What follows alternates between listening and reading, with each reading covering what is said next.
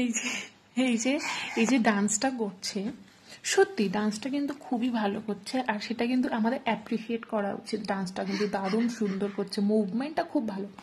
But আমার কথা হচ্ছে, যে জায়গায় ডান্সটা করছে, মানে একটা হাইওয়ের উপরে, যেখান থেকে সব ট্রাভেলার যাচ্ছে, বড় বড় ট্যুরিস্ট বাসগুলো যাচ্ছে, ট্রাক যাচ্ছে, আরো আদার্স গাড়ি ঘোড়া তো আছেই যাচ্ছে, ঠিক আছে?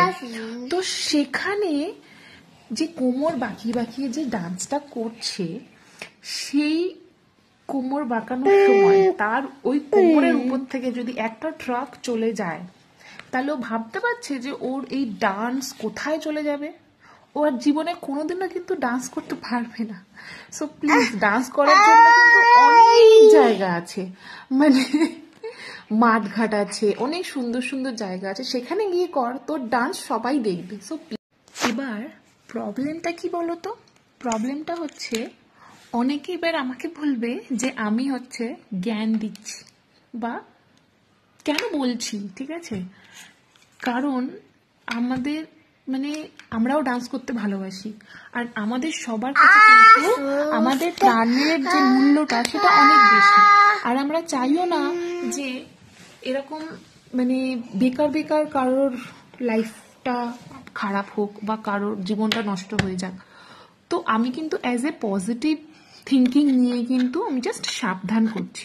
বাকিটা তাদের ব্যাপার, বাকিটা তোমার ব্যাপার, তুমি কি করবে কি না করবে, কোথায় ডান্স করবে না করবে, পুরোপুরি তোমার ব্যাপার। বাট হ্যাঁ, তোমার তো একার লাইফ না, তোমার একার মানে তোমার লাইফের সাথে বোধহয় আরো অনেকগুলো লাইফ জুড়ে আছে, যেমন ধরো তোমার হাজবেন্ড হোক, বা তোমার বাবা হোক, মা হোক, ফ্যামিলি মেম্বার্স। তো তাদের কথা ভেবেও একটু নিজের কথা ভাবা উচিত, তাই না? আর তোমার কিন্তু আরো অনেক ফ্যান ফলোয়িং আছে, সে তারা হয়তো আমাকে এসে অনেকে অনেক ছোট বড় কথা বলবে, অনেক উল্টাপাল্টা কথা বলবে, যে আমি কেন জ্ঞান দিচ্ছি, বা আমার কোনো রাইট নেই বলার। অবভিয়াসলি আমার কোনো রাইট নেই বলার, বাট হ্যাঁ, আমার মনে হয়েছে জিনিসটা বলা যে উচিত না। মানে অনেক জায়গা আছে, ভালো ভালো জায়গা, সেখানেও ডান্স করে তুমি ফেমাস হতে পারো, কারণ ডান্স অ্যাকচুয়ালি তুমি অনেক সুন্দর করো, মানে সিরিয়াসলি অনেক সুন্দর ডান্স করো। তো সেই ডান্সটা যদি করে তো একটা ভালো জায়গায়, তো সেই জিনিসটা আমাদের সবারই ভালো লাগবে আর কি। তো আমারও খুব ভালো লাগে ওর ডান্সের মুভমেন্টগুলো দেখতে, ওর ডান্সগুলো দেখতে। বাট যখন পিছন থেকে ওই গাড়িগুলো আসে না, তখন আমার মধ্যে একটা প্যালপিটেশন শুরু হয়, এই এক্ষুনি উঠে গেল, এই এক্ষুনি উঠে গেল, এই এক্ষুনি উঠে গেল হয়তো বাসটা গায়ের উপরে।